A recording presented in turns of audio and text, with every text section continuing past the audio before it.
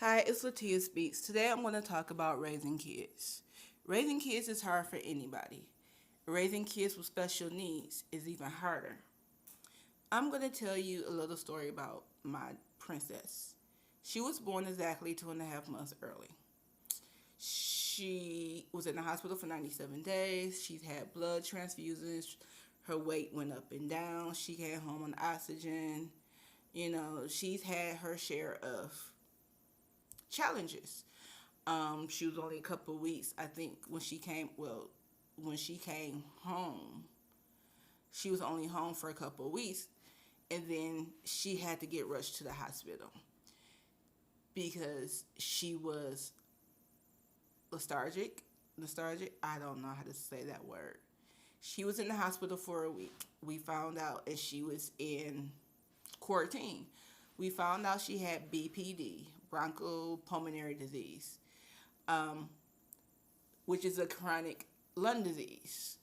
So on top of that, she had ROP, which is a vision thing. I don't know, so many acronyms. Um, she has chronic constipation. She has what else? Acid reflux. But acid reflux is normal for most kids, and so is chronic constipation. So she finally came home, and my child, developmentally delayed, um, she was part of early on, and then she was able to go get in this program to where a teacher came to the house, and she only got to go to the school once a week. That helped her. That was good. She went to Lazarus Elementary School for 4 years. The first 3 years, she was in the early childhood developmentally delayed program. Yeah, they taught some things. She was only there half day. She was never full day. When she got to kindergarten, she finally got tested again because at 2 years old, Lauren was diagnosed with autism. So you already have a developmentally delayed child, and you have a child who is now 6, and ever since she was 2, doesn't really eat. She was on special formula because she says she had esophagitis, which was her esophagus was swollen, and we found out she was allergic to milk, soy, peanuts, and corn. Uh, Ever since the allergies went away, she still doesn't eat. She was on special formula for that, which is expensive, and insurance wouldn't pay for it. And insurance said, even though it is the only thing basically keeping her alive, they still don't cover it. That did not sit well with me. She's finally back on Pediasure, but she's not eating still. Just crackers, chips, maybe applesauce, maybe mashed potatoes ever once in a while. But you say something about eating and it's no. So we have started feeding therapy with Centria, and so far it's going okay, but we still can't get her to eat at home. My child isn't that severe of an autistic child. There are people I know whose kids are worse off, and I only have one. They have two or three. And having one child with autism is like having two kids. So imagine having two kids with autism. I mean, it's there are so many people with children that have autism, and people look at us when our kids are in the store or somewhere and they're having a meltdown, and they just, oh, that kid is just spoiled. They're just having a fit. There's a difference between a fit and a meltdown. I don't allow fits. I know when my child's having a fit. I know I had to learn how to deal with her when she had a meltdown. Because you can't yell at them. You have to get down to their level. You have to talk softly to them. You have to try to comfort them. And then sometimes you have to just let them go through it alone until they calm down. It just depends on the situation. My child is routine oriented. She goes to therapy.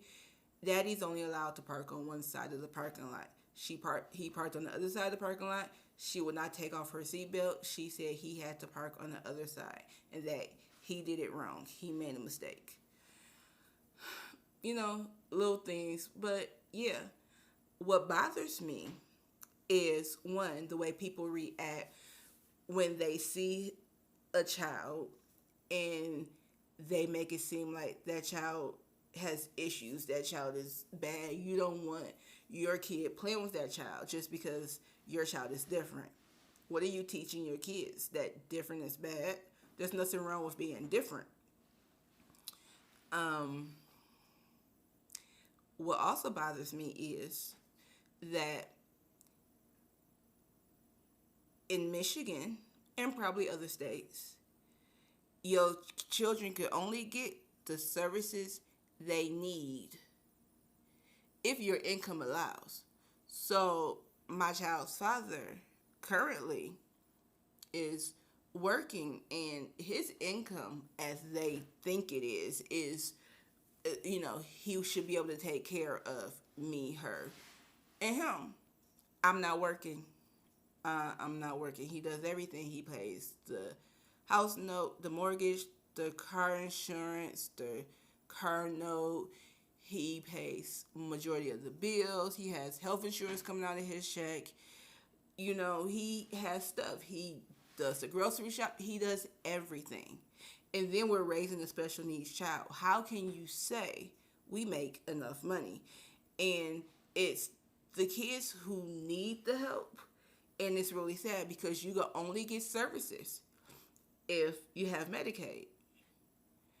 And what about the kids whose parents can't get Medicaid, so they don't get help? You hear, oh, well, they need this, and this, and then you're like, well, how do you get it? And then when you find out your income is too much, then it's a problem. So, but your child suffers. Lauren used to get Social Security. And yeah, I could get it again if I leave her father. I'm like, seriously?